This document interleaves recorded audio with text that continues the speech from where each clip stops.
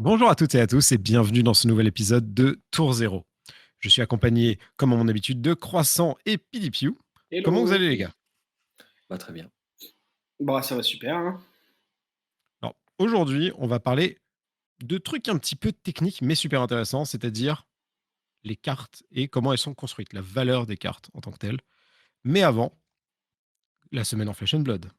Pidipiou, comment s'est passée ta semaine? Bah, très bien. Alors moi sur Flesh and Blood cette semaine, j'ai été moins actif que les semaines précédentes. J'ai surtout fait le tournoi de Blitz à Play-in, l'Armory. J'ai joué Chain. Je me suis fait laver par, Night Crash, notre régie et bah, le seul truc que j'ai retenu, c'est que Chain, c'est très fort. Ça va probablement rester un très bon deck en Blitz, mais que ça m'a pas plus intéressé que ça. Je me suis un peu fait Ouais. chier, en vrai. Est-ce Mais que c'est comme sinon, c'était Icelander et c'est linéaire, c'est ça? bah, je crois que enfin, en fait, si je trouvais si je trouvais Islander linéaire, je pense que Chain, tu peux pas faire plus. Enfin, en vrai, c'est pas linéaire en soi, mais On va s'attirer les il y foudres a de une certaines part personnes. de non, mais en vrai, non, mais j'assume ce que je dis, en fait. Il y a une part de régularité et de consistance dans le deck qui, Mmh. rend frustrant les moments où le deck est inconsistant et rend, lassant les moments où il l'est. Parce que, bah, ça marche tellement bien qu'en fait, genre, à quoi bon faire autre chose? Et du coup, ça manque un peu de sel, ça manque un peu de saveur. Et toi, Croissant? Bah, écoute, moi j'ai fait un peu plus de choses, puisque ça a commencé lundi dernier du coup, donc il devait y avoir un tournoi, à Play-in.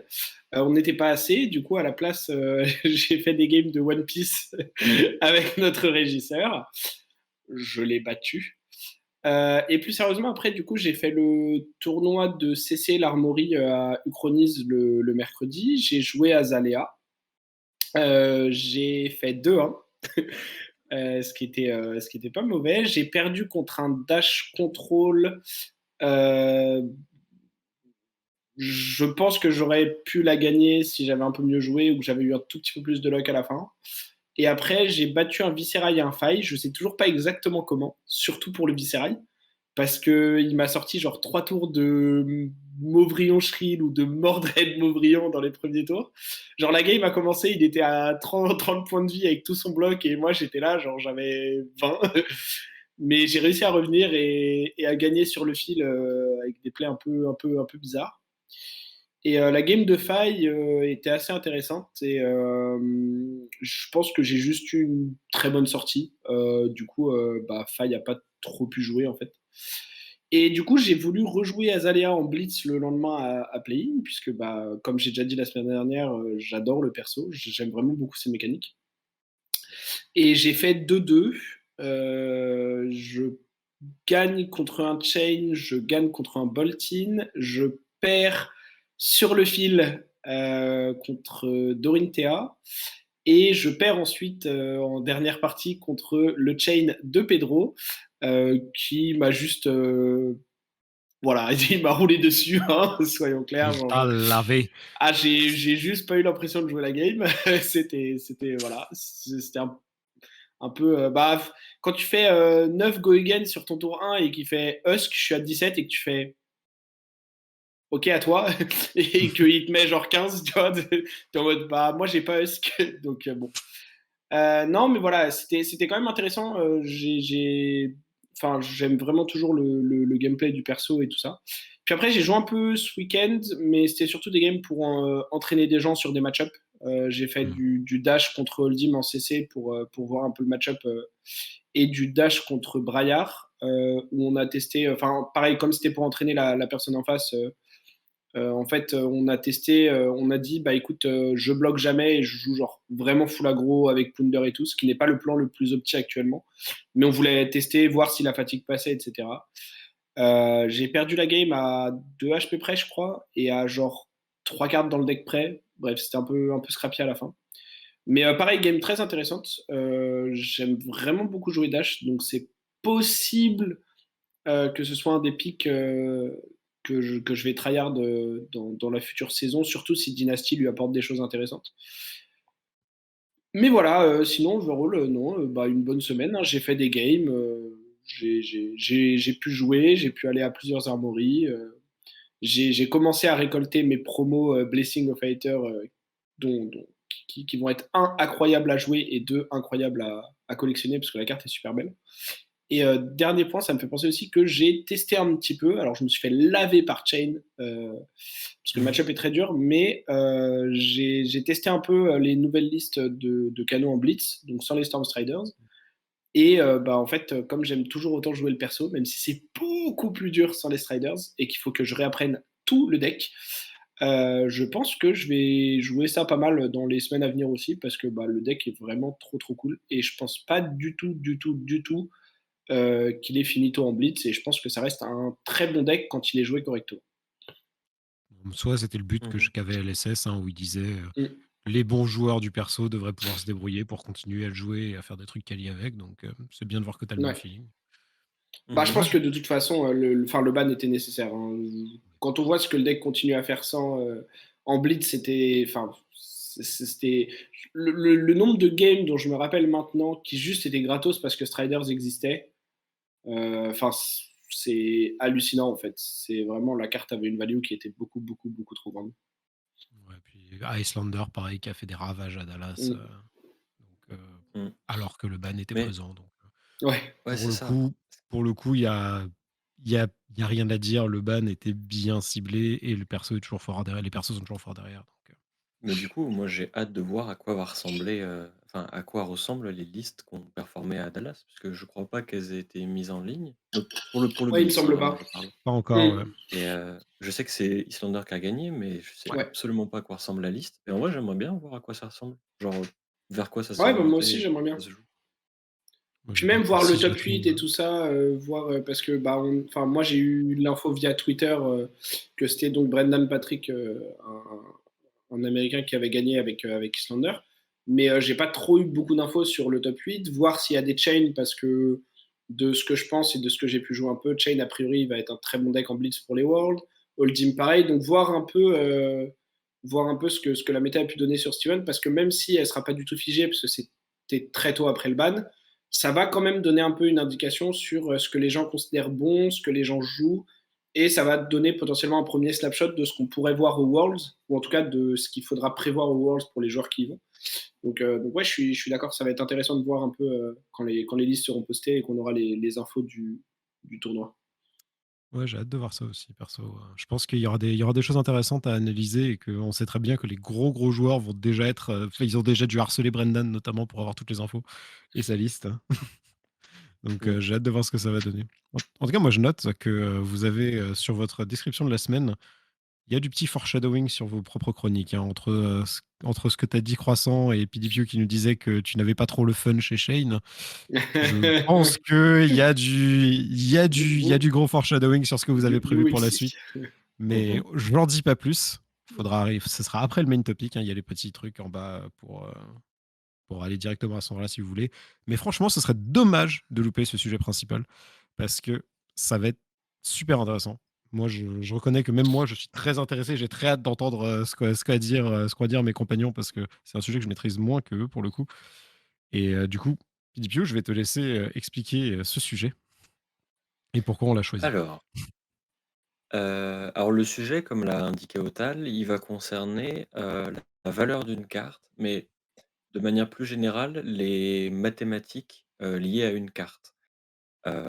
Tout ce qu'on va dire est très largement inspiré, voire, directement traduit d'une vidéo qu'a fait, Team Covenant, qui est une chaîne, américaine de contenu, qui a une série qui pour le moment n'a que 3 épisodes, qui s'appelle, Fab Foundations, dont on Mm. mettra le lien en description de toute manière et dont le premier épisode était justement, ce qu'ils appellent la valeur d'une carte et toute leur discussion, qui est très intéressante et d'ailleurs si vous êtes anglophone, je vous invite à aller l'écouter, heu, concerne, heu, quels sont dans tout TCG, il y a une notion mathématique, qui amènerait à une sorte de résolution du jeu.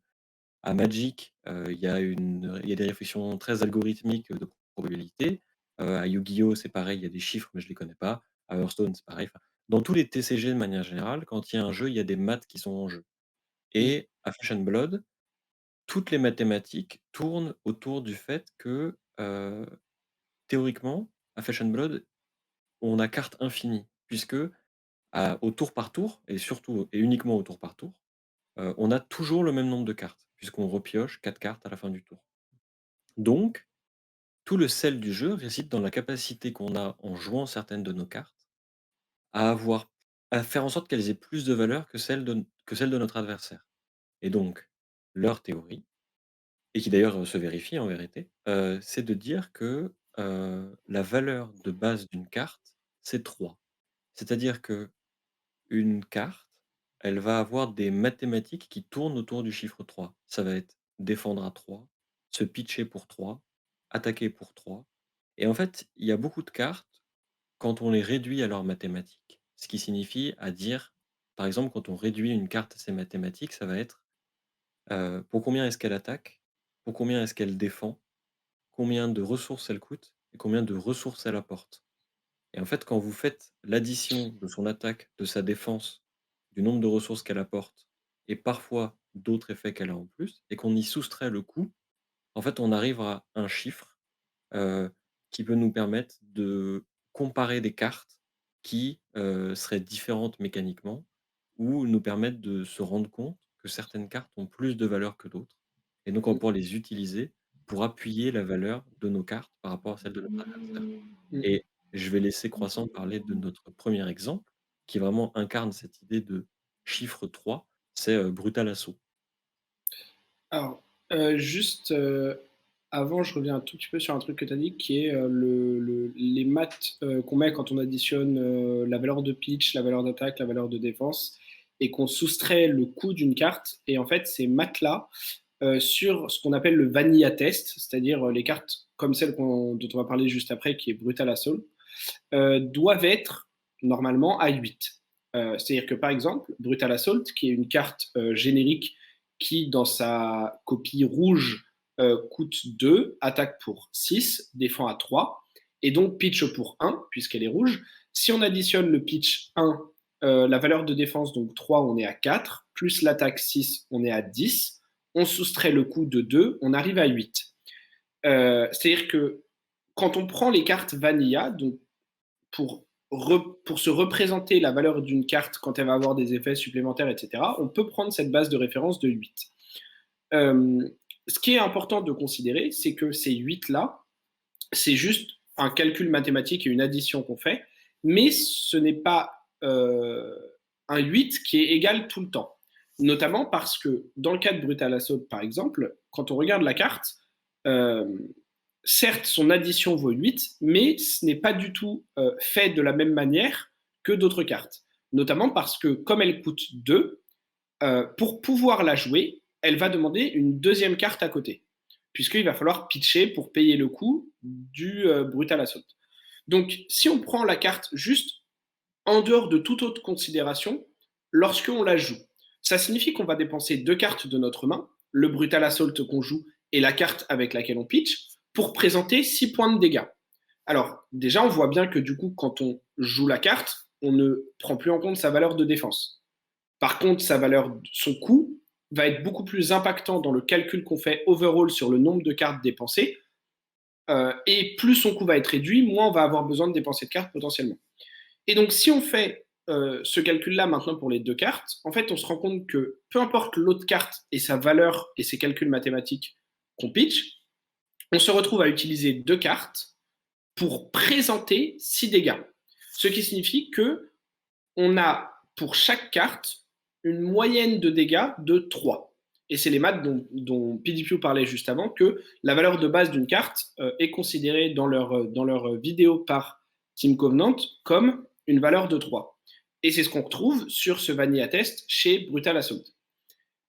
Et donc, ce qu'on va faire au fur et à mesure de cet épisode en comparant d'autres cartes, c'est essayer de comparer cette valeur-là en prenant d'un côté un aspect mathématique, comme on vient de le faire sur additionner des valeurs, diviser des valeurs, faire des moyennes, etc. Mais on va aussi petit à petit, au fur et à mesure qu'on va parler de différentes cartes, voir qu'il y a d'autres facteurs qui peuvent être pris en jeu.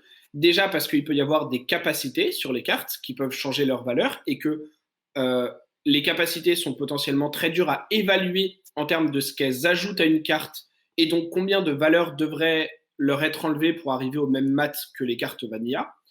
Et également parce qu'il y a une réalité qui est que euh, lorsque l'on joue une carte et lorsque l'on défend avec, ou lorsqu'on la pitch, on n'utilise pas la carte de la même manière. Et du coup, dans le cas de Brutal Assault, comme on l'a dit, on utilise 2 cartes pour présenter 6, mais il y en a une qui revient dans notre deck et qu'on pourra revoir plus tard potentiellement, alors qu'il y en a une qui va directement au cimetière et qu'on ne reverra plus. Et donc, quand on commence à réfléchir de cette manière, bah, si on compare par exemple avec une carte comme Wounding Blow, qui est une carte qui attaque pour 4, coûte 0 et défend à 3, qui est une autre vanilla, entre guillemets, qui vient de Welcome to Us et qui permet de faire ses bases aussi, bah, c'est une carte qui, si on en joue une, elle présente 4 dégâts. Donc déjà, c'est plus que les 3 qu'on avait en moyenne avec Brutal Assault, parce que cette fois-ci, on n'a pas besoin de pitch. Et on dépense une carte qui va au cimetière. Imaginons que ce Wounding Blow puisse avoir Go Again parce qu'on a fait d'autres choses avant. Si on en joue 2, on va présenter 8, ce qui est au-dessus de la valeur 3 en moyenne quand on utilise 2 cartes avec Brutal Assault. Par contre, c'est 2 cartes qui vont aller au cimetière. Et donc, on ne reverra pas de cartes dans le deck. Et juste pour finir sur ce point-là un peu mathématique, ce n'est pas parce que Wounding Blow, quand on la joue, vaut 4 points de dégâts qu'elle n'a plus ses maths de 8 que les cartes qu'on appelle des vanilla, c'est-à-dire les cartes qui n'ont pas d'effet et de capacité, puisque elle pitch pour 1, elle attaque pour 4, ce qui fait 5 en tout, elle défend pour 3, ce qui fait bien 8, et on lui soustrait son coût de 0, donc on reste à 8. Donc en fait, si on additionne ces valeurs, on est au même mat que Brutal Assault.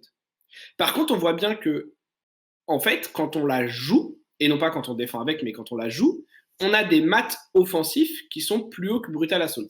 Et c'est un point qu'on va peut-être développer un peu plus après. Mais du coup, déjà, je voulais savoir, enfin, ce que vous, Otal et Pilpiu, vous pensez de cet aspect très mathématique pour regarder une carte et dire, ah ok, si on fait l'addition de ces stats, c'est ça, et donc la carte est on curve, above curve, etc., etc. Personnellement, je trouve ça super intéressant d'avoir vraiment cette base mathématique. Après, c'est en effet, pour moi, rendre ça très arbitraire et oublier et pas prendre en compte plein d'autres choses qu'on a qui sont liées au jeu. Par exemple, bah, dans le deck building, les effets que certains effets vont affecter des cartes qui ont une attaque à 6 ou plus, d'autres des attaques à 4 ou moins. Ou tout simplement ce dont on parlait la semaine dernière sur le Pulse of Eisenloft, où au final c'est une carte, peu importe ses mathématiques, c'était pour les traits et c'était pour ses traits et pour son pitch qu'on la jouait, quoi. Donc c'est Mm. super intéressant d'avoir une base comme ça parce que je pense qu'on a besoin d'une base comme ça pour réaliser vraiment comment le jeu est construit et pouvoir décomposer les choses. Après, c'est difficile de le désolidariser de toutes les notions de deck building, de card advantage, de, de toutes ces choses-là autour. Après, le card advantage, pour moi, c'est vraiment une extension de ça, par contre. Puisqu'on, comme tu Bah, disais tout à l'heure, on joue 2 cartes. Il y en a une, du coup, on va essayer de rentabiliser la valeur de ces cartes, de nos cartes à nous par rapport à la carte adverse. en fait, c'est un truc que je trouve assez intéressant quand on observe uniquement, Wounding Blow et Brutal Assault, c'est de se rendre compte qu'avec des cartes dont la valeur mathématique arbitraire est la même, Mhm. on a 2 cartes dont l'utilité est fondamentalement différente puisqu'en fait, elles représentent chacune une posture différente par rapport à la valeur de nos cartes, et surtout à la valeur qu'on donne aux cartes de l'adversaire. Parce que, en fait, lorsque j'attaque avec Wounding Blow et qu'en une carte, je présente 4 points de dégâts, heu, la en fait, si mon adversaire choisit de maintenir la valeur de ses cartes à 3 et donc de n'utiliser qu'une seule carte pour bloquer, il a pris un point de dégâts. Heu, Ce point de dégâts, il a une valeur sans en avoir. En fait, il n'a aucune valeur tant que c'est les 39 premiers, mais par contre, sa valeur est multipliée par 1000 à partir du moment où c'est le dernier point de vie de Mm. l'adversaire. Et en fait, c'est là qu'on se rend compte que Wounding Blow Pendant toute la partie, à chaque fois qu'on va le jouer, va pousser l'adversaire, s'il souhaite se prémunir de tous les dégâts qu'on veut infliger, va forcer l'adversaire à avoir une valeur de carte qui est en moyenne en dessous de 3, puisqu'en fait, il faudrait qu'il mette 2 cartes de sa main qui défendent à Mmh. 3 pour bloquer tous les dégâts de Wounding Blow. Donc en fait, 3, 6. En gros, la valeur de ces cartes, c'est plus aux alentours de 2,5, 2 que vraiment 3 en fait. Et donc la Mmh. carte qu'on a jouée, en fait, la valeur de notre Wounding Blow est supérieure à celle de l'adversaire. Et du coup, ça me permet d'aboutir à la carte suivante, qui va être Snatch en l'occurrence. Donc Snatch, c'est une carte, toujours la version rouge, pour 0, qui attaque à 4, qui défend à 2 cette fois-ci, et qui a un effet on hit, qui dit: «Lorsque Snatch touche, mon adversaire, je pioche une carte». Et tout l'intérêt de Snatch par rapport à Wounding Blow, c'est que si on a dit que Wounding Blow était une carte dont la posture était plutôt offensive, puisqu'on vise à baisser la valeur des cartes de l'adversaire en le poussant dans ses retranchements lorsqu'il veut se prémunir de tous les dégâts qu'on inflige. Bah là, en gros, on a une carte qui ne présente pas simplement un point de dégâts en plus.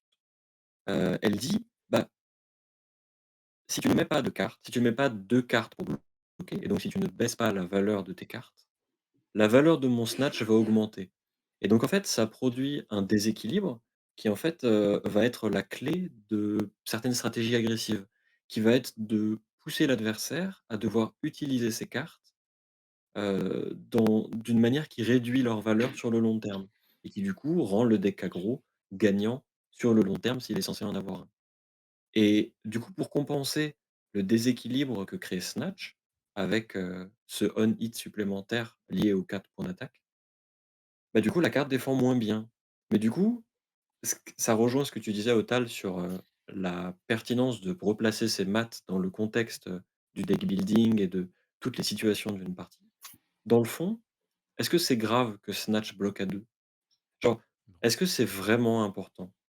Et en fait, la question souvent, c'est si ton deck souhaitait jouer Snatch, souvent le fait qu'elle bloque à 2 n'a pas d'importance, puisque tu l'inscris déjà dans une façon de la jouer qui en fait vise à l'utiliser au maximum de sa valeur.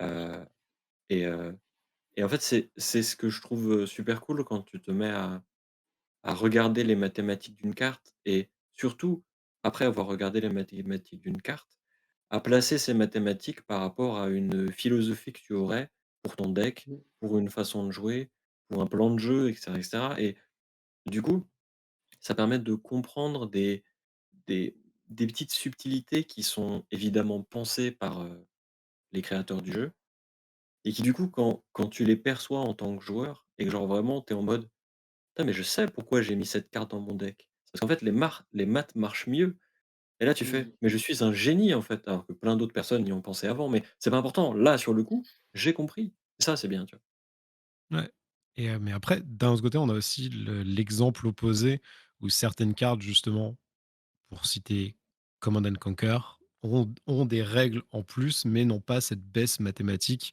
Parce que quand on compare Brutal Assault, qui est donc coûte 2, attaque à 6, défend à 3, à Command and Conquer, qui est coûte 2, attaque à 6, défend à 3, les deux sont rouges. La seule différence entre les deux, c'est l'effet. Et là, c'est purement mathématiquement, il y a pas vraiment de différence. Il y a pas de raison de mettre un Brutal Assault au lieu d'un Command and Conquer dans le deck, en fait, la plupart du temps. Alors Et clairement, vas-y, on vas-y, a croissant, je te laisse. avec Command and Conquer, on a une des cartes qui est la plus grosse ou une des plus grosses anomalies dans le jeu, je pense.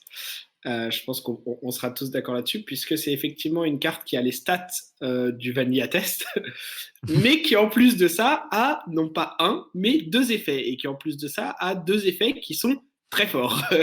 Donc surtout pour un des deux. Donc en fait, on se retrouve avec une carte qui est au-dessus de la courbe, Mmh. puisqu'elle a les stats qui sont sur la courbe et elle a des effets en plus. Et donc, même si c'est difficile, hors contexte d'une partie, de se rendre compte de la valeur mathématique un petit peu de ces effets-là, on sait que ces effets-là sont une valeur ajoutée. Et donc, le fait que ce soit une valeur ajoutée fait qu'elle est nécessairement au-dessus de la courbe. Ce qui est très intéressant avec ce genre de carte, que ce soit Command and Conquer, que ce soit Snatch par exemple également, qui rentre un petit peu là-dedans, parce que Snatch, si on regarde par exemple, soit on utilise une carte, Et comme a dit PDPU, l'adversaire en utilise 2 si on part du principe, encore une fois, que les cartes défendent à 3. On verra juste après qu'il y a des petites subtilités à ça aussi. Mais si les cartes défendent à 3, pour bloquer un snatch qui attaque à 4, il faut placer 2 cartes. Donc soit, en tant que joueur qui joue snatch, on a utilisé une carte de notre deck et de notre main donc à la fois sur le long terme et à la fois sur le court terme du tour par tour. On utilise une carte pour que l'adversaire en utilise 2. Bah c'est super bien, on est très content. C'est rentable. L'autre scénario, c'est si l'adversaire n'utilise qu'une carte. Et donc notre snatch met un point de dégâts, qui certes peut être un petit peu dérisoire selon les moments de la partie, mais qui est toujours là. Mais surtout, on pioche une carte. Et peu importe ce qu'on fait de cette carte, si on part encore une fois d'un point de vue purement mathématique et sans parler vraiment du contexte de la partie et du tour, de la valeur de la carte qu'on pioche, qui du coup, comme on a dit, a priori sera de 3, cela signifie que notre snatch, en fait, a les 4 points de dégâts qu'il présente, plus une valeur de 3 à nouveau avec la carte, ce qui fait une valeur de 7. Et donc, dans ce cas-là, on a aussi une augmentation de la valeur de nos 2 cartes, puisque la moyenne de ces 2 cartes deviendrait 3,5. Et donc, en fait, c'est le genre de cartes qui, quand elles sont jouées, forcent l'adversaire dans une situation un petit peu de lose-lose, puisque soit il utilise 2 cartes et donc met 6 de valeur contre 4, soit il n'utilise qu'une carte et donc se retrouve avec 3 de valeur face à 7. Et donc, dans les 2 cas, la personne qui joue Snatch est théoriquement gagnante. Et c'est là où c'est difficile de, sans contexte, évaluer un petit peu la valeur des effets des cartes, parce que dans un contexte où on a déjà un arsenal, où on a 4 cartes en main, où le Snatch n'a pas Go Again, la carte qu'on pioche a très peu de valeur, puisqu'on l'aurait pioché de toute façon à la fin du tour, juste après avoir joué Snatch. Mais dans un cas où on n'a pas d'arsenal, ou dans un cas où le Snatch a Go Again, alors là, la valeur devient encore plus grande avec cette carte qu'on pioche. Et donc, on peut se rendre compte que lorsqu'on fait à nouveau ce calcul mathématique de 1 de pitch plus 4 d'attaque plus 2 de défense qui nous arrive à 7, moins 0 de coup qui reste donc à 7, on se rend compte que par rapport aux cartes Vanilla, Snatch est moins bon. Ok, sauf que comme a dit PDPU, lorsqu'on met Snatch dans notre deck en général, on ne veut pas bloquer avec. Donc sa valeur de défense n'est pas la plus importante du tout. Et donc, si sa valeur de défense baisse, mais qu'en échange, sa valeur offensive augmente, soit parce qu'elle force plus de cartes à l'adversaire pour pouvoir bloquer et se prémunir des effets, soit parce qu'en touchant, elle augmente notre valeur offensive avec une carte de plus, à ce moment-là, on a une carte qui devient bien au-dessus de la courbe. Puisqu'avec une carte, on aurait une valeur de 7, théoriquement. Alors certes, il faudrait jouer celle qu'on pioche, etc. Mais du coup, comme on a vu juste avant, la carte qu'on pioche fait augmenter la valeur du snatch.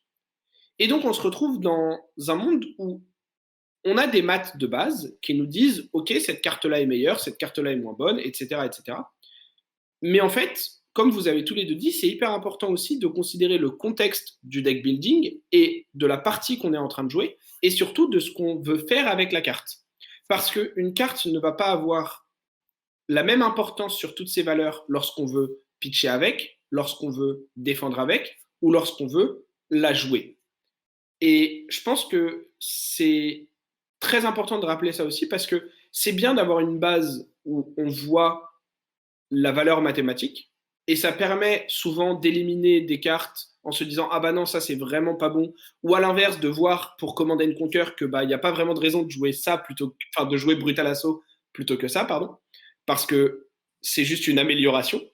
Mais faut aussi voir ce que ça fait après dans la partie, parce que si jamais on est un deck qui veut défendre et qu'on se dit oh mais Snatch c'est une carte qui est au-dessus de la courbe, bah quand on défend avec, non, pas du tout, elle est en dessous. Et donc si la carte est dans notre deck pour défendre, les maths qu'on regarde sur la carte vont être différents aussi. Moi, c'est un truc que j'ai remarqué justement aussi sur ça, c'est selon la stratégie du deck, parce qu'il y a plein de decks où on va justement qui vont essayer d'aller plutôt face, où tu te dis, je vais jouer un Command & Conquer, je vais jouer Erase Face par exemple, et au final, les deux vont pouvoir être interchangeables selon le match-up si tu préfères un Command & Conquer ou un Erase Face, parce que c'est des trucs qui vont attaquer à 6 pour 2 et avec un effet spécifique derrière. Mais si tu vas jouer un héros qui est un peu plus défensif, qui veut un peu plus prendre son temps, je pense notamment au build d'Icelander qui se joue avec les Muscle Mage, enfin le côté Muscle Mage, Mm. avoir Erase Face plutôt que Command and Conquer, ça peut te pénaliser justement sur ce petit point de défense. Le fait que Exactement. Erase Face est une carte qui au final passe le Vanilla Test, puisqu'elle a, on va dire que ça, son effet vaut un point. Enfin, en tout cas, il a été Son calculé effet que son vaut effet valait un probablement point. plus. En fait, Je pense aussi, mais il a été calculé que son effet valait environ un point dans l'arithmétique de la carte. C'est ça que je veux dire. En fait, mm, c'est la raison pour laquelle Erase Face, n'a pas l'impact, qu'a, Command& Conquer, Mhm. dans les formats auxquels on joue. C'est-à-dire que, comme les mathématiques d'Erase Face, et en plus, tu vois, je pense que le on hit d'Erase Face, c'est pas un on hit qui a une valeur d'un point. Parce que je considérerais qu'il aurait une valeur d'un point si Erase Face tapait à 7 de base, en fait. Parce que le on hit d'Erase Face, théoriquement, n'a lieu que si l'adversaire a pris la décision d'augmenter la valeur de notre Erase Face. Puisque quand tu attaques avec Erase Face et que tu dépenses une carte Erase Face et une carte de ta main pour pitcher, mm, tu dis à ton adversaire, si tu mets 2 cartes pour défendre, en partant du principe qu'il défend à 3 en permanence, en fait, il va annuler complètement, Ouais. le Erase Face et donc sa valeur. Et donc on se retrouve avec une carte dont la valeur est inférieure, puisque sa valeur moyenne, c'est 7 si on exclut le on hit. Et c'est d'ailleurs la raison pour laquelle Command& Conquer et Erase Face sont des cartes qui sont, identiques, mais fondamentalement différentes. Puisqu'en fait, ce petit point de défense change tout, parce qu'en fait, il inscrit Erase Face, du coup, dans une posture, tu joues pas Erase Face comme tu jouerais Command& Conquer, en mode: «Au pire, ça bloque à 3». Parce qu'en fait, mm, Erase Face, ça bloque pas à 3. Donc en fait, ouais, il faut réfléchir à d'autres choses avec. Et du coup, ce qui est intéressant, c'est qu'il y a une autre carte qui, pour 2 entre guillemets, parce que c'est pour 3, tape à 6, c'est Anotos. Ce qui est intéressant avec Anotos, qui est une arme, du coup, l'arme de gardien, qui tape à 4 de base, mais qui, lorsqu'on a dans notre zone de pitch des cartes dont le coût, et si on a 2 cartes dans notre zone de pitch dont le coût est de 3 ou plus, elle gagne +2 en patate. Ce qui signifie qu'on a une arme qui, théoriquement, si tu choisis de pitcher une carte pour attaquer avec, la valeur de ta carte, c'est 4. Si par contre tu choisis de pitcher une carte pour une bonne raison avant, puis d'en pitcher une seconde pour attaquer avec Anotos, et que du coup tu tapes à 6 au lieu de taper à 4, puisque les cartes que tu as pitchées, bah, elles ont le bon coût en ressources. Tu te retrouves avec des cartes que tu as pitchées, dont la valeur est inférieure, puisque théoriquement, en pitchant 2 cartes, tu fais 6. Mais en fait, ce qui est important à noter avec, Anotos, c'est surtout que contrairement à Brutal Assaut qui dépense une carte quoi qu'il arrive, Anotos n'en dépense jamais. Et en fait, ça fait intervenir l'autre mathématique, dans Flesh and mm, Blood, qui est liée au nombre de cartes que dépense un joueur par rapport à l'autre. Par exemple, si on prend une situation où les 2 joueurs sont à un point de vie. Mon adversaire est à un point de vie, je suis à un point de vie, c'est mon tour, j'ai, 2 cartes en main. Je choisis de pitcher une carte pour attaquer avec Brutal Assaut. Mon adversaire, pour ne pas mourir, bloque avec 2 cartes de sa main, bloque les 6 points de dégâts. À son tour, pitch une carte, m'attaque avec Brutal Assaut, et cetera, et cetera, et cetera. À force, ça marche pas dans mon exemple, si? Je sais plus. Il y a un exemple qui là m'échappe, mais parce que ça me sort de la tête, qui en fait, comme pour présenter 6 points de dégâts, tu ne dépenses qu'une seule carte. Si tu fais ça à tous les tours, et si tu fais ça à l'infini, et d'ailleurs c'est le principe d'Anotos et le principe des gardiens, C'est ça. tu te retrouveras avec 2 fois plus de cartes que ton adversaire dans ton deck. Puisque lui en aura dépensé 2 quand on aura dépensé qu'une seule. Et ça fait intervenir du coup l'autre mathématique des cartes, qui en fait, a plus d'importance pour les decks qui comptent jouer sur le long terme surtout, qui en fait vise à valoriser une carte, non pas maintenant, comme c'est le cas d'un snatch, qui en fait, impose aux cartes d'avoir une valeur précise à un moment donné, mais qui en fait, étale la valeur d'une carte sur le long terme et sur le cours de la partie et sur toutes les fois où tu vas la voir et où tu vas la revoir et cetera, et cetera, et cetera. Et ça, c'est Ça me un autre rapp- truc que je trouve intéressant, avec ce jeu. Je me rappelle vraiment d'une partie contre Croissant, justement, il y a très longtemps. On avait fait un miroir de gardien. Et au final, ça s'était vraiment joué sur ce genre de truc où, au final, tu avais l'attaque à 6 sur l'équipement. Et de l'autre côté, bah, soit tu défendais, soit tu utilisais enfin, tu devais utiliser 2 cartes de ta main pour chaque coup d'équipement. Et en échange, si tu avais pas les 2 cartes pour réattaquer avec ton équipement de l'autre côté, bah, du coup, tu étais coincé. Et il y avait vraiment ce déséquilibre qui se créait au fur et à mesure, juste parce que bah, le pitch, enfin, l'utilisation de l'équipement plutôt que l'utilisation des attaques changeait vraiment tout au final. Et Mm. c'est un enchaînement qui, en effet, Mm. entre totalement dans le jeu de gardien, quoi. Bah, c'est pour ça que PDQ, tu as totalement raison de rappeler que c'est une autre valeur qui, cette fois-ci, n'est pas vraiment mathématique. Enfin, d'une certaine manière, si, mais qui n'est pas les maths d'une carte. C'est qu'effectivement, lorsque l'on présente, par exemple, 8 dégâts avec Wounding Blow, en imaginant qu'il est Go Again, et un autre Wounding Blow, euh, certes, on présente plus de dégâts que lorsqu'on utilise 2 cartes, comme je disais tout à l'heure, pour attaquer avec Brutal Assault, mais on a aussi dépensé plus de cartes de notre deck. Ce qui fait que c'est le genre de stratégie en général qui est plutôt propre à aggro, qui ont des cartes qui ont tendance à être au-dessus de la curve lorsqu'elles sont jouées, parce que le but d'un deck aggro, ce n'est pas de conserver des cartes pour plus tard, c'est de tuer l'adversaire le plus vite possible. Là où, par exemple, dans le cas d'Anotos, comme tu l'expliquais bien, PDPU, si jamais on utilise 2 cartes pour attaquer avec Anotos, que l'adversaire bloque avec 2 cartes, qu'il attaque avec Brutal Assault en pitchant sa 4e carte, et que nous, on bloque avec 2 cartes à nouveau, et qu'on en pitch à nouveau 2 pour Anotos, et bah sur un cycle de tour, l'adversaire a perdu 3 cartes de son deck, nous, on en a perdu 2, personne n'a pris de dégâts. Bah, si la partie continue comme ça pendant X tours, on va gagner. Puisqu'à un moment donné, l'adversaire n'aura soit plus de cartes à jouer pour nous menacer, soit plus de cartes pour bloquer avec, et donc nos dégâts, même si ça prendra du temps, passeront. Et on va lui mettre 6 par tour, 6 par tour, 6 par tour.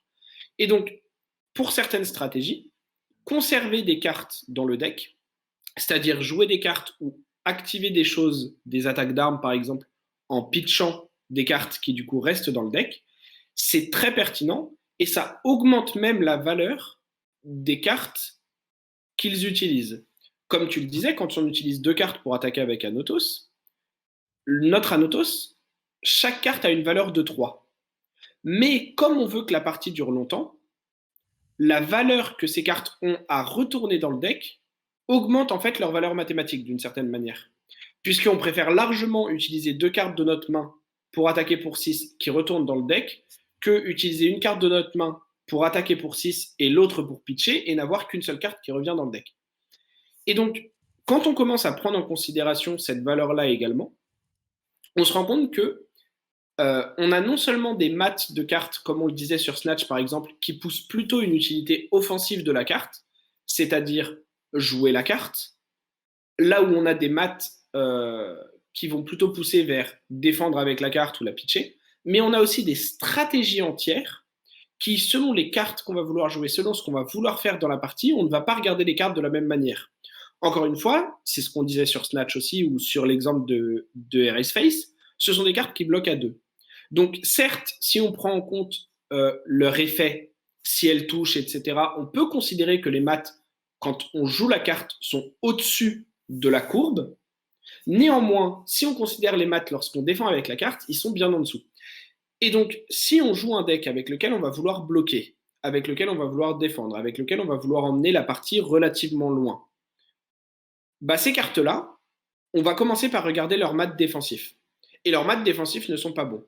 Donc, pour mettre ces cartes quand même dans le deck, il va falloir une très très très très bonne raison. Et en général, on ne va pas les mettre et on va plutôt s'en éloigner puisqu'on va préférer des cartes plus pertinentes pour leur valeur défensive, comme la prochaine carte dont va parler Otal, qui va changer à nouveau un peu notre regard et qui va introduire encore une autre idée dont on va parler juste après pour ces calculs-là. Alors, la carte dont vous parlez, attention, c'est Sing Below. Je pense que c'est une des cartes que j'ai le plus vu dans tous les decks, au moins dans les sideboards, dans les machins. C'est une carte que j'ai le plus vu jouer du jeu. Pour rappel, c'est une Defense Reaction qui coûte 0, qui pitch rouge, défend pour 4 et permet de choisir de mettre une carte de sa main en dessous du deck. Et si on le fait, on pioche une carte. Ah, c'est fort. Enfin, parce que déjà, ça casse toutes les mathématiques défensives dont on parlait jusqu'à présent, où on disait, bah, en fait, mathématiques défensives, on va dire que ça bloque à 3, etc. Là, contre un snatch où le gars t'attaque avec un snatch à 4, toi, tu utilises ton swing below à 4 et tu as fait une carte pour une carte. Ce qui, pour le coup, Et est un sacré avantage. Et en plus, tu as ton effet qui te permet de cycler, qui est pas négligeable. c'est en fait, ce qui est intéressant avec Think Below par rapport, aux autres cartes dont on a parlé, c'est que, heu, les Defense Reaction, c'est les seules cartes qui, ont une valeur, plus élevée que les autres cartes et compense cette valeur plus élevée par le fait qu'on ne peut pas attaquer avec. Think Below n'infligera jamais de dégâts en soi. Ce qui fait Si qu'en tu fait, la on a une lances dans carte. l'œil de ton adversaire, à la limite. Alors ça, c'est autre chose, mais je pense que les arbitres, Mais ils ça, risquent c'est de pas pas être autorisé. fondamentalement d'accord. Ouais, voilà. Ouais, je Ouais, peux En fait, confirmer. Je peux confirmer. On n'est pas d'accord. ce qui est intéressant avec Think Below, c'est qu'on a une carte qui, en fait, ça comme c'est une carte qui n'est vouée qu'à défendre, sa valeur défensive, elle est de 4 de base, mais on pourrait presque dire de 4,5 parce que son effet lui ajoute une valeur et donc on a une carte qui, rejoint l'idée, dont on parlait avant qui est, si on a choisi une posture par rapport aux cartes et à leur Mm. valeur qu'on veut leur donner dans notre deck, Think Below, c'est un peu la carte ultime. Parce que, si on souhaite défendre, il y a pas grand chose qui le fait mieux que Think Below. Et en plus, un truc qui est intéressant et qui rejoint la discussion qu'on a eue sur le contexte d'une carte et le moment d'une partie, Think Below, c'est une carte qui fait beaucoup de choses en étant très simple. Puisque déjà pour commencer, elle est flexible, puisque le principe d'une défense-réaction, c'est de ne pas être joué pendant la phase de défense et donc en Mm. fait de pouvoir réagir à d'éventuels, pièges que nous tendrait notre adversaire. Le fait de mettre une carte en dessous du deck, ça signifie qu'on peut maîtriser à un moment de la partie ce qui va se passer, fluidifier le reste de notre main, peut-être obtenir des cartes dont on a besoin pour avancer dans notre plan de jeu. C'est une valeur ajoutée et le chiffre magique de 4 rejoint une discussion, qu'on avait légèrement entamée avec Snatch et un petit peu avec Iris Face, qui est une discussion sur les breakpoints, qui est l'idée que si la valeur d'une carte, c'est de 3 et qu'on considère qu'une carte attaque à 3, défend à 3 et cetera. Lorsqu'une carte attaque pour un de plus, donc pour 4 ou pour 7 ou pour, 10 et cetera, en fait, elle passe un breakpoint et en fait, sa valeur devient, plus importante. La carte devient plus efficiente pour ce qu'elle veut faire et c'est autant d'un point de vue offensif avec des cartes comme Snatch, que d'un point de vue défensif avec des cartes comme Think Below, qui en fait vont être, la réaction au breakpoint que présente l'adversaire et c'est pour ça que Singbolo est une carte qui revient en permanence, parce qu'elle a ce côté, si tu veux utiliser Singbolo pour te défendre, il n'y a pas mieux et genre, Mm. on trouvera mieux, mais en termes de purs, chiffres, ça fait partie des cartes avec, Fate Forcing aussi qui est, son comparse, où en fait c'est tu peux quasiment pas faire mieux et du coup, ça me permet aussi d'introduire, Flic Flac, par exemple, qui est une défense-réaction de ninja qui coûte 0, pitch pour 1, bloque à 4, mais qui a l'effet supplémentaire de dire que lorsqu'on bloque avec Flic Flac, notre prochaine carte d'attaque action avec combo avec laquelle on bloque à +2. Ce qui signifie qu'en fait, la valeur de la carte d'un point de vue défensif, bah, c'est au moins 6, puisqu'en fait, on bloque à 4 maintenant, mais si on utilise une autre carte pour se défendre après, en fait, on a bloqué à 6 avec notre, flic-flac et du coup, Mm. ça fait introduire des maths qui sont encore plus stylées et cetera, mais c'est surtout pour parler de cet exemple de Sing Below et de la posture, mais de la flexibilité aussi. Je Je veux pense juste, que. je veux juste rapidement faire Vas-y, une petite Otham. parenthèse. Les breakpoints, il faudra vraiment qu'on en parle dans un autre épisode, mais pour Mmh. les personnes Ouais, bien sûr. qui commenceraient le jeu et qui sont tombés sur notre épisode, mémoriser les breakpoints. C'est vraiment 4, 7, 10, Ouais 13. Mm. et 13. 4, 7, Alors 10, 13, on n'y 13. arrive pas souvent, mais 13, c'est très ouais. rare Ouais, de l'atteindre quand même. Mais mémoriser, c'est littéralement, pulvérise. si vous atteignez ces dégâts-là, c'est les dégâts où votre adversaire va être obligé d'utiliser soit un équipement, soit une deuxième carte pour bloquer l'attaque, en partant du principe C'est que ça. chaque carte défend au maximum à 3 hors defense reaction. C'est super important pour maîtriser le card advantage et c'est totalement dans notre discussion sur l'arithmétique d'une carte. Ça rajoute à la valeur d'une carte de casser ce breakpoint ou au contraire de l'atteindre en défense, comme on disait sur Snatch ou Wounding Blow, qui sont à 4, qui font qu'on est obligé d'avoir 2 cartes en défense, contrairement à, au final, un Brutal Assault qui a aussi 2 cartes en défense, mais lui, pour bloquer l'intégrale, il n'y a pas de dégâts perdus en superflu. Donc c'est vraiment quelque chose qui est super important à mémoriser, et c'est ce qui rend en effet Sing Below excessivement forte, c'est qu'elle gagne ce breakpoint de 1 contre 1, une carte à 4 contre une carte à 4 au final. Vas-y, Ouais, Croissant, clairement. je t'avais interrompu. Non, mais clairement, en fait, vous avez quasiment tout dit sur Singbilo. J'ai pas grand-chose à en ajouter, mais effectivement, je pense que c'était important qu'on en parle parce que ça montre bien euh, que l'importance et la valeur d'une carte va être changée selon son moment dans la partie et selon ce que notre deck veut faire avec les cartes qu'on va piocher. Parce que, juste pour rappeler un tout petit peu, Singbilo, si on reprend le calcul mathématique qu'on vous a donné au tout début, c'est maths, c'est un pitch de 1, une défense de 4, un coût de 0, ce qui signifie que sa valeur est de 5. On rappelle que la valeur d'une carte Vanilla, c'est de 8. Donc Singbilo, si on regarde ces standards-là, est extrêmement nul. C'est Ouais. très en dessous de la courbe. Pourtant, comme a dit Otal, c'est une carte qui est jouée par énormément de decks, et pas que les decks défensifs, parce que, premièrement, ça touche les breakpoints en une seule carte, ce qui est hyper important, et deuxièmement, c'est une carte dont la valeur est au-dessus de la courbe de 3, si on considère que notre deck va de toute façon défendre, et que donc, voir une carte qui défend bien dans notre deck, c'est plus appréciable. Parce que le contre-coup de Singbilo, c'est que imaginez votre adversaire ne vous attaque jamais, pour quelque raison que ce soit. Il y a des decks dans le jeu qui ont un petit peu fait ça. Il y a notamment par exemple Kano, qui est un wizard qui ne fait que des dégâts d'arcane la plupart du temps et qui donc ne va pas vous attaquer avec des dégâts que vous pourrez défendre. Dans ce cas-là, Singbilo n'est pas une carte que vous allez pouvoir jouer puisque vous ne pouvez pas attaquer avec. Et ce n'est pas une carte qui va vous permettre de vous défendre mieux que n'importe quelle autre carte de votre deck. Donc dans ce cas-là, la carte deviendrait vraiment mauvaise. Mais en général, elle est tellement forte, tellement souvent, grâce à ses maths défensifs, qu'on la met dans notre deck, puisqu'on value plus ses maths défensifs que ses maths offensifs qui sont inexistants. De la même manière qu'on met Snatch dans un deck qui veut être agressif, parce que ses maths agressifs sont bien meilleurs que ses maths défensifs, et que ses maths défensifs, on n'en a rien à faire, puisqu'on ne va pas défendre avec.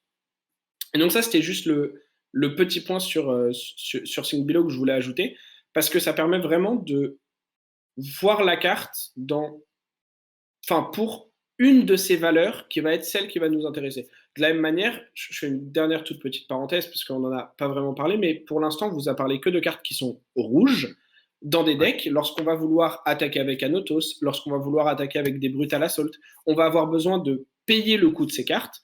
Et donc, par exemple, une carte qui va être bleue va potentiellement avoir les mêmes maths de 8 lorsqu'on fait ses calculs, puisque du coup, son pitch va lui donner plus de statistiques et de points. Mais si on regarde, par exemple, un Wounding Blow bleu, il ne va attaquer qu'à 2. Donc, on aurait envie de se dire, la carte, on n'a jamais envie de la jouer, c'est une très mauvaise carte pour attaquer, ses valeurs offensives sont très mauvaises. Mais si on met la carte dans notre deck parce qu'on a envie de pouvoir pitcher, à ce moment-là, la valeur qu'on va regarder le plus, c'est la petite couleur en haut, et c'est le fait qu'elle soit bleue, et que donc elle nous donne 3 ressources quand elle pitch. Et je pense que c'est là où on voit vraiment que chaque carte va avoir un prisme de base qui va nous permettre d'évaluer un petit peu la carte de manière générale en se disant elle a l'air plutôt bonne, elle a l'air plutôt mauvaise. Et ensuite, on va, selon le deck qu'on veut jouer et ce qu'on veut faire avec nos cartes, arranger un petit peu et regarder des valeurs plus spécifiquement et regarder plutôt des valeurs que d'autres pour aller vers des cartes comme Singbilo ou comme Snatch par exemple, selon ce que notre deck veut faire. Sachant que quelle que soit la chose que ton deck veut faire, tu ne trouveras pas un seul joueur gardien qui n'a pas été frustré de piocher un Singbilo dans le tour où il voulait mettre une grosse baffe à l'adversaire. Évidemment, c'est le contre-coup. C'est ça qui est beau en plus. Tu vois. Ça reste un jeu de cartes et ça regarde quand même cet aspect.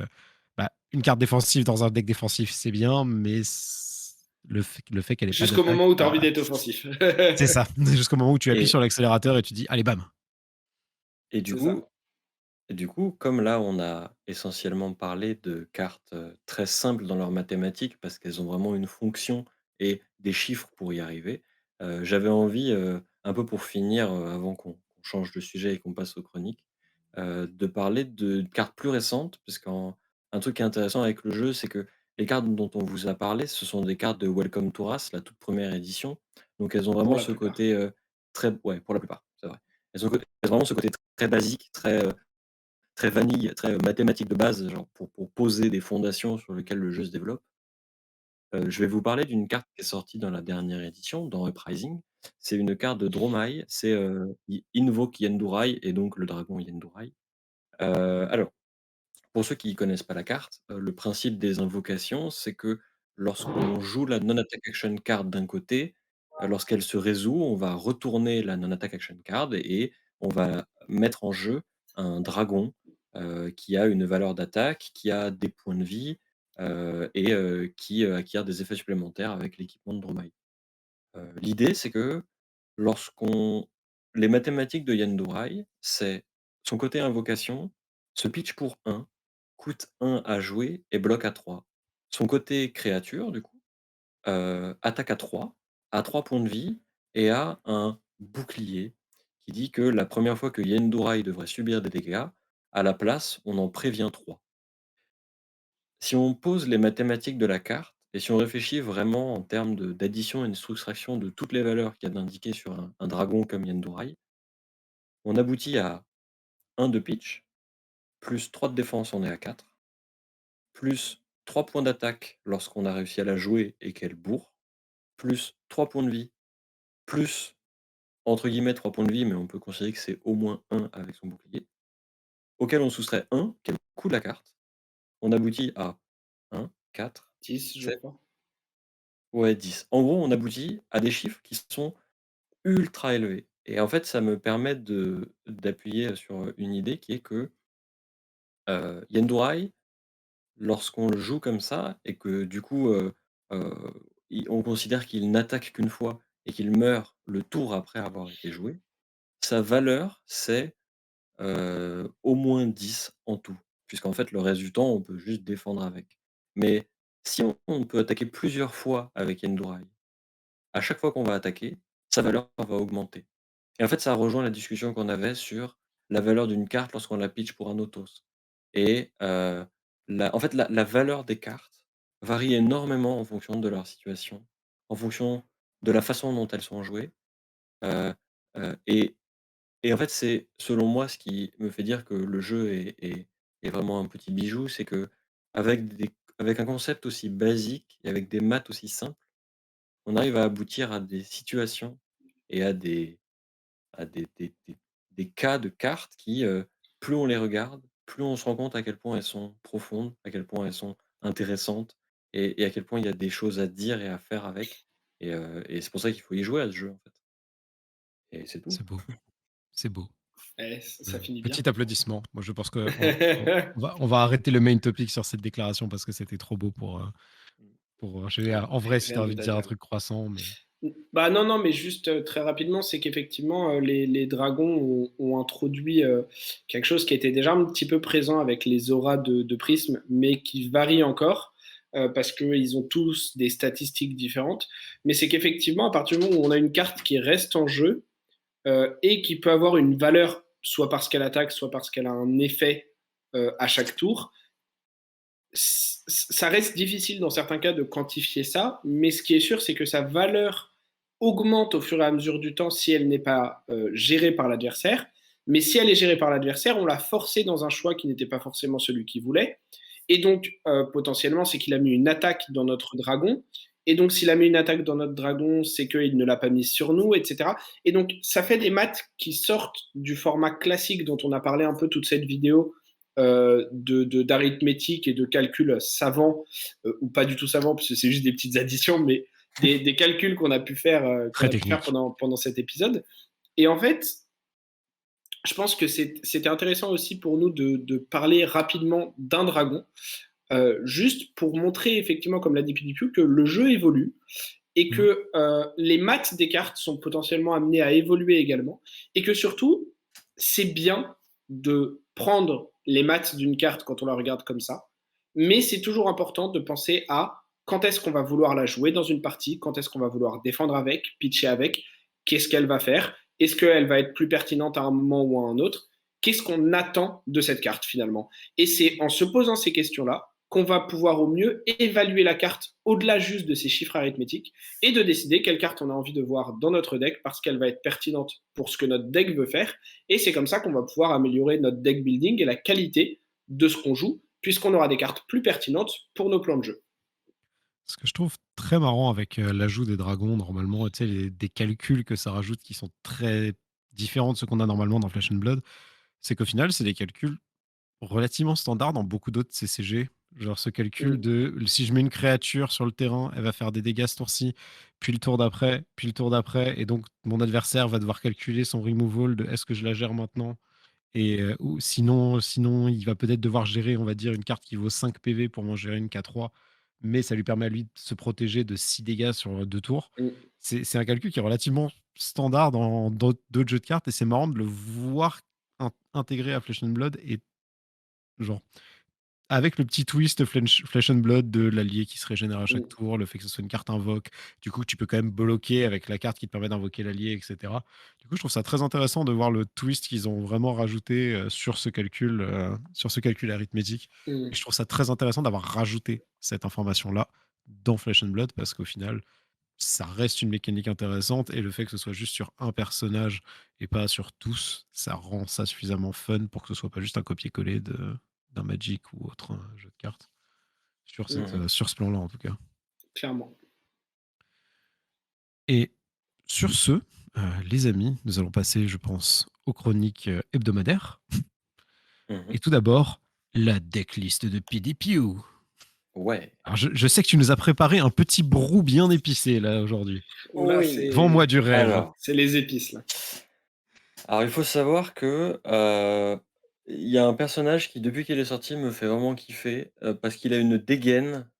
Aucun autre perso ne l'égale. Il s'appelle Janice What You Need. C'est un marchand qui trimballe littéralement sa maison sur son dos.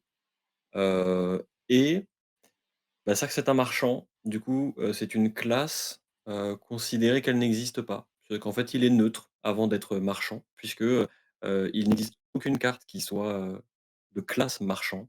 Donc en fait, les marchands jouent les cartes, génériques. À part un équipement. Heu, à part un équipement, ça, c'est la carte qui rend le deck jouable. Pas vraiment, mais ça le rend un peu jouable. Alors, le principe de Genis, c'est que, pour 2 ressources, il permet à un adversaire il permet à tous les autres joueurs de mettre une carte de leur main au-dessous de leur deck et s'ils le font, ils piochent une carte et nous, on crée un silver token et si tu n'as pas acquis de silver token, tu pioches une carte et l'action a go again. À l 95 du temps, l'adversaire va choisir de mettre une carte de sa main en dessous de son deck pour piocher et nous, on va faire un silver. L'idée, c'est qu'il faut combiner la capacité de Genius What You Need avec, Silver Palms, qui est la seule carte, merchant qui existe, qui dit au début du tour de chaque autre ouais, c'est au début du tour de chaque autre joueur, s'il a moins de points de vie que nous, il peut piocher une carte et s'il le fait, on crée un jeton silver. Et alors l'importance de Silver Palms et de Genis, c'est qu'ils permettent, lorsque l'un et l'autre sont activés une fois par partie, de payer gratuitement le premier cash-in qu'on pioche. Et puisque cash-in dit qu'on peut détruire, à la place de payer son coût de 4 ressources, 4 copper ou 2 silver ou un gold. Et la carte dit simplement piocher 2 cartes, go again. Et donc, l'idée derrière ce deck, c'est que, quitte à jouer des mauvaises cartes, autant vraiment pousser la farce jusqu'au bout. Donc j'ai remarqué que sur Fabrari, qui est un site que je vous recommande d'ailleurs, ils avaient mis un petit effet lumineux du incroyable. Ah ouais, Ils il ont est mis des petites magnifique. étoiles sur Crazy Brew et du coup, je me suis dit, bah, quand Everfest est sorti et qu'ils se sont dit: «On va mettre en avant le festival, la fête, le carnaval», ils ont fait une carte qui était la promo des armoiries avant que l'édition sorte, qui était Life of the Party, qui coûte 2, tape à 4 pour la roue et dit: «Lorsque tu la joues, en coût additionnel, tu peux te défausser d'une carte appelée Crazy Brew ou sacrifier un item appelé Crazy Brew que tu contrôles, au lieu de payer son coût et si tu le fais, ça te permet de choisir les 3 modes qui suivent, au lieu d'en choisir un au hasard. Et les 3 modes, c'est, quand Life of the Party touche, tu gagnes 2 points de vie, ou Life of the Party gagne plus 2 points de patate, ou Life of the Party gagne Go Again. Ce qui fait qu'on a une carte qui, théoriquement, lorsqu'on défausse Crazy Brew, tape à 6 avec Go Again, fait gagner des points de vie, et c'est tout. Pour Mais c'est 2, c'est marrant. déjà bien. Bah, pour 0 du coup, parce qu'en C'est fait, déjà tu pas ne Oui, payes mal. pas le coût en à ressources la quand tu place, du défausses coup, Crazy c'est Brew. vrai. Ah oui, donc Oui, mais c'est quand même pour 2 revenir cartes de ta main. ouais, mais Mais pour c'est revenir quand sur même 2 notre cartes de la main. arithmétique, on est quand même pas mal. Si tu as déjà setup ton Crazy Brew sur le board, vu que tu peux détruire l'item, Voilà. sur notre En fait, arithmétique, c'est on est ça qui pas est mal. important. Non, en vrai, surtout, l'idée, c'est que je me suis dit, j'avais déjà monté une version de Genis dont je parlerai peut-être dans une de ces chroniques, où le but, c'était d'optimiser Kashin pour en fait être un deck ultra agressif qui bloque jamais et qui met vraiment tout dans la tête de l'adversaire. Mais je me suis dit que là, ce serait marrant d'essayer de boucler Life of the Party, de le réutiliser plusieurs fois et genre d'essayer de faire des trucs avec. Donc, on a une Remembrance qui permet de remettre les Crazy Brew et les Life of the Party dans le deck. On a des Cadaverous Contraband qui permettent de remettre les Crazy Brew au-dessus du deck pour les repiocher. On a des Warmongers Recital qui disent si Life of the Party hit, en fait, elles vont en dessous du deck. Voilà. Et Ah, sinon, j'ai mis tu des bonnes vraiment cartes, juste j'ai tu mis Moon recycles Conquer. ton attaque en boucle. C'est tu Oui! recycles ton Crazy Brew Mais et c'est ton Life of tout! the Party, mais c'est tout, c'est juste ça, c'est juste Mais on mais va je me c'est suis la dit le never ending party, quoi.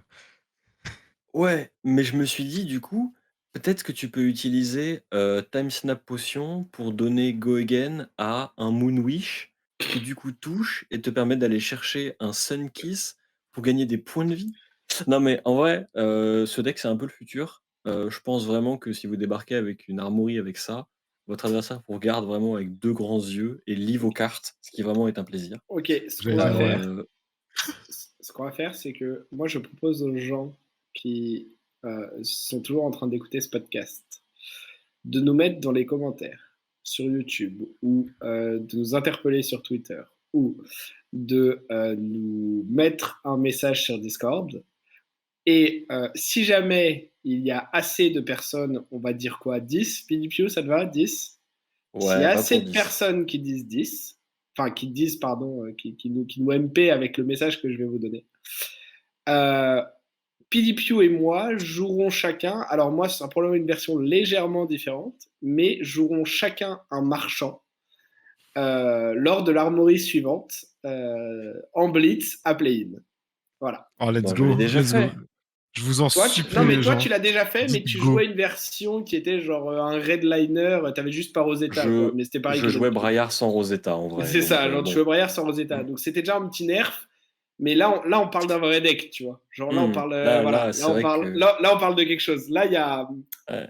tu Ah non, vois. mais Franchement, ah les dans ce gens, cas-là, juste pour faire le Weekend Fab avec ça, avec eux qui doivent nous expliquer ce qu'a donné leur armory en marchant, s'il vous plaît, les oh j'ai gens, hâte, dites go. oh j'ai Je hâte. veux. Mais surtout, si 10 personnes disent: «Faites-le», que je le fais et que j'arrive à faire une victoire, quelle fierté!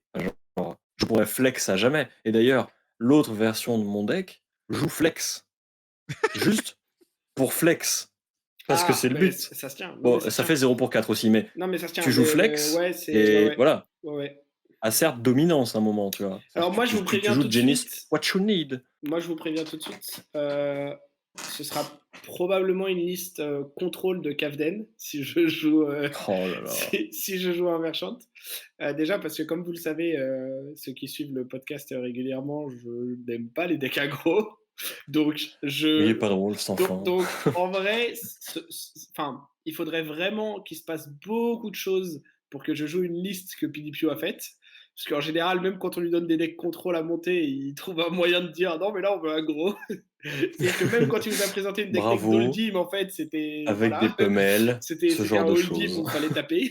Donc c'est toujours pareil.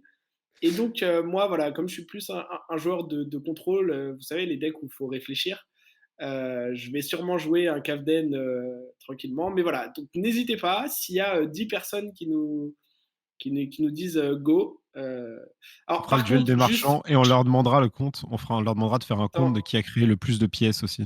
je précise juste un truc quand même, parce que qu'on soit bien d'accord.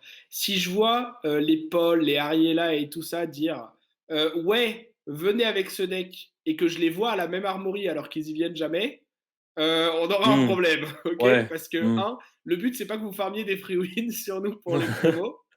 Donc, le but, c'est qu'on amuse la galerie, ok? C'est vrai. C'est pas que vous nous laviez pour avoir des petites cartes qui brillent. Non, mais Mmh. voilà, plus sérieusement, ça peut être un petit truc sympa. Moi, je sais que ça me dérange pas du tout, surtout en ce moment, de jouer des trucs fun et tout. Et puis, ça nous donnera aussi l'occasion, même s'il y a des listes que Hugo vous a déjà présentées, qui étaient des listes inspirées de choses que moi j'avais déjà jouées ou qui avaient déjà été jouées par des gens dans le monde. Ça permettra aussi de ne pas juste vous présenter les cartes et les decklists sur une chronique, mais aussi de pouvoir vous faire un petit report avec, de vous dire ah ouais, bah en fait le deck au final fonctionnait ou fonctionnait pas du tout. Et donc je pense que ça peut être sympa aussi d'avoir un petit suivi un petit peu et donc ça peut être intéressant de ce point de vue-là aussi quoi. Mmh. Let's go les gens. De Dites oui. Dites oui. ouais. Dites-leur d'y aller. De toute Je vous en manière, le supplie.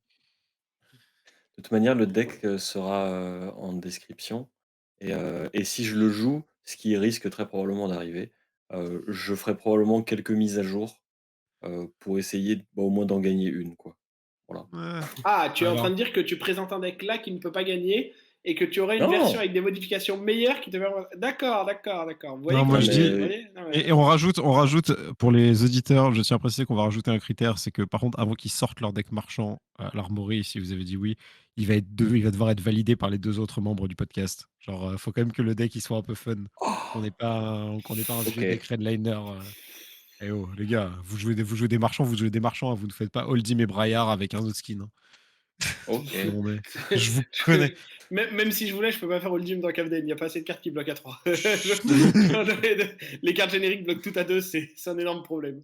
Je vais devoir jouer des cartes dont on a parlé pendant ce podcast et ce main topic en disant qu'elles n'étaient pas bonnes parce que c'était des vanillas qui n'avaient pas d'effet et vous allez les voir en x6 dans mes decks, ça va être incroyable. Ça, je pense qu'on l'autorise.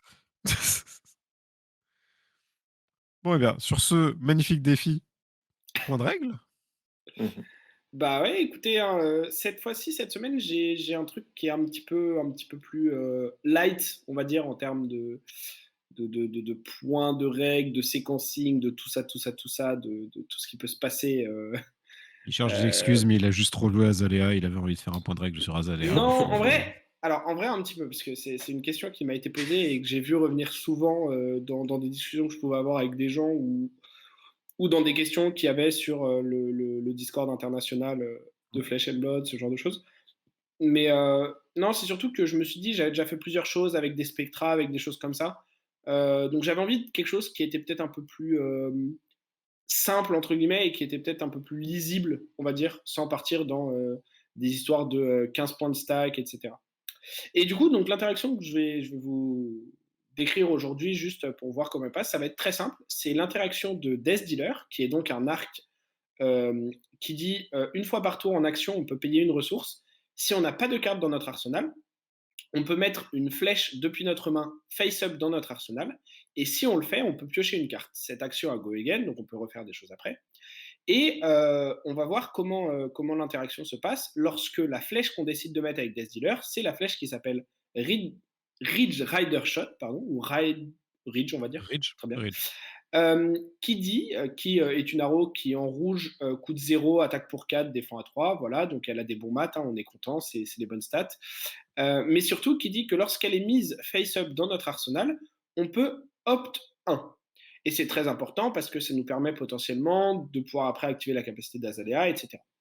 Mais donc, parce que j'ai vu beaucoup de gens se tromper et poser la question, comment se passe l'interaction lorsqu'on on met Ridge Rider Shot dans notre arsenal grâce à la capacité de Death Dealer? Est-ce que on peut opt la carte avant de la piocher avec Death Dealer de manière à savoir ce qu'on va piocher? Eh bien, ce serait super si c'était le cas, mais ça ne marche pas comme ça. Puisque c'est tout simple, lorsqu'on commence à résoudre une capacité d'une carte ou une carte en elle-même, on résout totalement cette capacité avant de pouvoir mettre d'autres choses sur la pile. Ce qui signifie que on va activer Death Dealer, on va mettre notre arrow face-up dans notre arsenal, on va finir de résoudre la capacité de Death Dealer, qui est de piocher une carte, puisqu'on a effectivement mis une flèche dans notre arsenal. On va piocher cette carte, puis ensuite, lorsqu'on aura fini de résoudre cette capacité sur la pile, on va pouvoir mettre en pile la capacité de Ridge Rider Shot, qui, comme effectivement elle a été mise face-up dans un arsenal, on peut maintenant opt une carte. Et donc on va pouvoir regarder la carte du dessus de notre deck. Dans notre exemple, c'est un super Command and Conquer, qui est une autre carte qui a des très bonnes stats, et on va pouvoir décider de la mettre au-dessus ou en dessous. Voilà, c'est tout pour ce petit point de règle de cette semaine. Et n'hésitez pas toujours à me mettre dans les commentaires des idées. Je n'ai pas oublié qu'il y avait une question qui avait été posée sur des effets de prévention, etc. Je réfléchis toujours un peu à une situation qui pourrait bien illustrer ça sans que ce soit trop compliqué, trop long, etc. Mais je garde en tête. Mais voilà, n'hésitez pas s'il y a des gens qui ont d'autres points de règle ou situations qu'ils voudraient voir expliqués dans cette chronique. Je me ferai un plaisir de vous les raconter. Eh ben, merci à toi. Franchement, c'est toujours le genre d'interaction qui est intéressante parce qu'au final, c'est très représentatif juste d'une règle simple qui est Mm. on finit de résoudre une carte avant d'activer la suivante. C'est juste ça. On finit d'activer l'effet avant de commencer à mettre un autre effet sur la pile, qui est quelque chose qui a besoin au final d'être éclairci et rappelé régulièrement parce que au final, c'est assez logique. Mais il y a tellement d'interactions dans ce jeu et de timing auquel on peut réagir et tout que je comprends que ce Mm. soit perturbant et Ouais, qu'on puisse se poser la question, clairement. quoi. Mmh. Donc, c'est intéressant de bien garder ça en tête que, bah non, en fait, la résolution a lieu avant. Et donc, pour finir, le point Living Legends. Alors, le point Living Legends va être très rapide puisque au final, il y a pas grand-chose qui s'est passé. On a juste eu le dernier des championnats nationaux à Singapour et un Battle Hardened à Dallas-Fort Worth. Le tournoi de Singapour s'est terminé par Oldhim en première place. J'ai envie de dire, est-ce qu'on est vraiment surpris que Oldhim ait gagné un national de plus? Je ne suis pas sûr. Mais par contre, ce qui est beaucoup plus intéressant, c'est que c'est Faye qui a gagné le Battle Harden de Dallas, hein, et qu'en plus, Oldhim, au final, n'est arrivé que cinquième. Enfin, il est arrivé, Mmh. enfin, oui, il n'y a même pas eu un top 4 sur Oldhim, mais Oldhim est arrivé en top 8. Du coup, c'est assez intéressant. On a peut-être un début de méta qui commence à dire à Oldhim: «Wow, wow, wow, on te gère maintenant». Donc je sais pas à quel point c'est un vrai début de ça, parce qu'au final, le top 4, c'était quand même Faye, Braillard, Dorinthea, Braillard. Bah, en vrai, ça veut peut-être dire que, avec, Pulse of Loft en moins, Mmh. le deck est pas moins puissant, mais pas encore résolu. Et Ouais. Mm. peut-être que, la personne qui a joué Oldhim a très bien joué son Oldhim et est venue avec une liste qui avait peut-être pas fondamentalement pris en compte le changement, qui incarne la disparition de Pulse, et ou peut-être tout simplement qu'il est tombé contre des joueurs qui savaient jouer au jeu et plus précisément, savaient jouer contre un Hold'em qui n'aurait plus la Pulse. Mmh. Mais c'est intéressant. Sachant que c'était Michael Feng en plus, je crois que c'est comme quelqu'un Ouais, c'est d'assez pas solide. ouais, c'est pas n'importe qui, je Oui, crois. Michael Feng, c'est un nom qui est un peu connu. Mais Mais sa liste, on sent justement qu'il a tenté d'expérimenter des choses dans sa liste, hein, parce qu'il a rajouté des étouffes-claques. Fallait que je place ce nom dans un podcast, je suis désolé. Il a placé des Endless Winter, il a placé un Smashing Good Time. Genre, Ça il c'est a un one-off de mmh, Smashing Good Time quand même. Donc, je mm, c'est pense qu'il contre voulait Dash aussi ça. tester des trucs et je pense qu'il essayait aussi de justement de résoudre un peu le deck post-Pulse. ça me choquerait pas qu'on voit de plus en plus de ce matching good time dans les listes de gardiens parce que Dash est un deck qui devrait pouvoir potentiellement monter un peu en priorité sur les tournois puisque c'est un bon match-up contre Islander, c'est un bon match-up contre Oldhim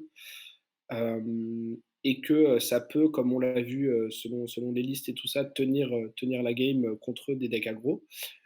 Et donc, il y a possibilité que le deck devienne plus représenté et du coup, bah, si les dash n'overboardent pas, pour pouvoir battre Smashing Good Time, ça peut devenir très compliqué pour eux d'en gérer ne serait-ce qu'un, parce que ça va potentiellement beaucoup réduire leurs dégâts en late game et donc, ça peut donner un edge, au deck gardien. Donc, ça m'étonnerait pas d'en voir, ne serait-ce qu'un seul de plus en plus. Mais effectivement, les listes d'Oldhim vont de toute façon devoir s'adapter, petit à petit, avant les Worlds. Les meilleurs joueurs qui veulent rester sur le deck en pensant qu'il est bon vont, je pense, trouver des façons de le jouer et qu'il soit toujours bon. Il n'y a pas vraiment de doute là-dessus. Mais ce qui va être, de mon point de vue, peut-être encore plus intéressant, c'est effectivement comment les failles, les braillards, les viscérailles, etc., les decks aggro, en fait, vont eux s'adapter au fait qu'il n'y a plus pulse et que donc ça change, qu'ils peuvent plus prendre des randoms ou beaucoup moins des randoms open hold dès que l'adversaire a bloqué avec une carte, que ils peuvent plus trop craindre une double défense réaction avec une seule carte de Holdim, etc. Et ça, je pense que ça change un peu des choses aussi dans leur build et ce sera intéressant à voir. Ouais, bah, surtout que là, de toute façon, on voit qu'il y a déjà une prise de confiance des joueurs aggro, hein, parce que quand on voit que le top 8, c'était 2 failles, 3 braillards, tu te Ouais, dis, bon, il y a Mmh. un, il y a un bon retour comparé au top 8 clairement, qu'on avait avant, où il y avait quand même pas mal de hold'em, justement. Moi, je clairement, clairement. trouve ça intéressant. Je trouve ça Mmh. intéressant. On va voir exactement jusqu'où ça va aller maintenant, hein, mais Mm. c'est bien. Vu que c'est le seul, enfin, au final, c'est le seul tournoi majeur qu'on a eu depuis le nerf, hein, parce que Ouais, le bah, de toute façon, les nerfs sont encore très. Enfin, Le la Sud banlist est encore très Singapour a eu récente. lieu Donc, avant la banlist, hein. Sud Singapour avait eu lieu avant la banlist, hein, mm. Mmh. voilà. Mais Sud, par contre, en effet, le nerf étant très récent, c'est intéressant de voir cette méta qui change déjà un peu de forme. Ouais. Du coup, on Et n'a puis plus qu'à après, attendre ce que ça va donner aux Worlds. Mmh. faudra suivre les tournois Blitz. Je sais pas si ça a déjà été update avec. Non. Mais non, ouais, c'est ça, il y a pas encore l'update du résultat. Comme on en a parlé un peu dans la vidéo à un moment, on sait que Islander a gagné en Blitz un battle. C'est un Battle Ornette, c'est ça? C'est celui de Dallas Mmh. Ouais. qu'elle a gagné. Mais on n'a pas trop d'autres infos encore sur le reste du top 8, etc. Mais pareil, ça va être très intéressant parce qu'on le rappelle, le Blitz sera un des formats des Worlds. Si je ne dis pas de bêtises en plus, c'est assez important parce que je crois que c'est genre les 5 dernières rounds Ouais, des c'est rounds ça. 6 qui seront en blitz. Donc Ouais. c'est vraiment pas un truc où tu peux le prendre à la légère parce que pour beaucoup, ce sera les rounds déterminants s'ils ont bien réussi avant. Donc je pense que beaucoup de gros joueurs vont devoir bien se préparer pour le format. Et donc ça va être intéressant de voir le premier et potentiellement un des seuls tournois qu'on aura avant les Worlds sous cette nouvelle banlist parce que bah, elle a potentiellement changé beaucoup plus de choses que celle qu'on a eu en construit. Et donc, ça va être intéressant de voir si, bah, comme on le voit, Islander a adapté ses builds ou ses RS sur le même genre de deck et que juste le perso était tellement fort que même sans Striders, ça suffit. Si les failles continuent à pouvoir exister même sans le masque, etc., etc. Si Chain est un aussi bon deck que ce qu'on pense. Et donc, tout ça sera intéressant à regarder. Ouais, j'ai vraiment hâte de voir comment le méta va se shape up un peu parce qu'en plus, nos points Living Legend étaient très focalisés CC parce que c'était la saison Mm. nationaux, mais là, ça peut être intéressant s'il y a des événements en Blitz et autres, justement, d'avoir un peu Yes. cet angle et de voir comment il évolue. Mais voilà. En tout cas, c'est tout pour nous aujourd'hui. Donc, encore une fois, merci à tous de nous soutenir. Merci à tout le monde. Euh, vous êtes de plus en plus nombreux. Vous êtes de plus en plus réactifs aussi, hein. On voit que là, les dernières vidéos qui sont sorties Mm. ont déjà autant de vues quasiment que celles qui sont sorties avant. Donc, ça prouve que soit vous êtes de plus en plus nombreux, soit que vous êtes de plus en plus au taquet quand on sort nos vidéos. Ouais. Dans les deux cas, ça fait super plaisir. Donc, Mmh. merci à vous. On lit tous vos commentaires, on lit toutes vos reviews, on essaie de répondre à tout le monde. Si on ne vous répond pas immédiatement, c'est parce que on est en train de voir entre nous quelle est la bonne réponse à vous donner. Comme là, on a eu des questions sur une adaptation d'une decklist de PDPU. Bah, du coup, il a fallu qu'on récupère le commentaire, qu'on pose la question à PDPU pour adapter sa decklist, Mm. etc. et qu'on revienne vers vous. Donc, vous inquiétez pas, on lit vraiment tout, on communique sur tout. Et merci encore une fois à tous. Merci à vous, les gars, aussi d'être là, hein, parce que c'est quand Mmh. même toujours un plaisir de faire ça avec vous Bah ouais. toutes les semaines. Donc, Mmh. abonnez-vous aussi. C'est un petit détail, hein, tout bête, mais c'est un des meilleurs moyens de nous soutenir, c'est nous aux abonnés pour avoir vous de votre côté être informé dès qu'on sort une vidéo, même si vous savez déjà que c'est tous les dimanches matin à 11h. Et Au cas où on sorte d'autres choses. Hein. ouais, parce Wink, que wink. il va peut-être, parce que justement Wink, on a wink. eu un petit truc là, on a eu 50 abonnés, je crois. Mmh. Ouais, Et on il va va peut-être passer se le cap. passer quelque chose sur notre chaîne, vu que quand on passe des caps, tout ça, on aime bien célébrer ça. Restez à l'affût. Donc s'abonner pour voir ce qui peut se passer, ça peut être une bonne idée. Après, vous en faites ce que vous Mmh. voulez, hein. Moi, Non, puis surtout les abonnements et les likes, c'est le meilleur moyen pour nous de voir que la façon dont on avance, dont on évolue, dont on discute et la forme que prend notre podcast plaît à des gens. Et comme le but, c'est aussi d'avoir quelque chose qui plaît à des gens, qui soit utile à des gens dans les discussions qu'on peut avoir, dans ce qu'on peut apporter comme regard sur le jeu, etc. Bah, c'est vraiment une bonne chose quand on voit que ça plaît avec des chiffres, tout simplement parce que ça nous permet de continuer dans la même voie ou à l'inverse, si jamais on a d'un coup plusieurs commentaires négatifs, etc., ça nous permet aussi de voir ce qui peut moins plaire et donc de le rectifier pour toujours essayer d'apporter le contenu de la meilleure qualité possible pour vous. Mmh. Exactement. Donc voilà, faut pas oublier, on fait ça pour nous, pour passer un bon moment, mais on fait aussi ça pour vous, pour la communauté en général, pour ce jeu qu'on aime tous, sinon on serait Mm. pas là. Donc c'est un podcast de membres de la communauté, pour les membres de la communauté, et au final, c'est avec vous qu'on arrivera à le construire de la meilleure façon. Donc encore merci, et je vous dis à dimanche prochain. Ciao Salut tout le à monde. tous.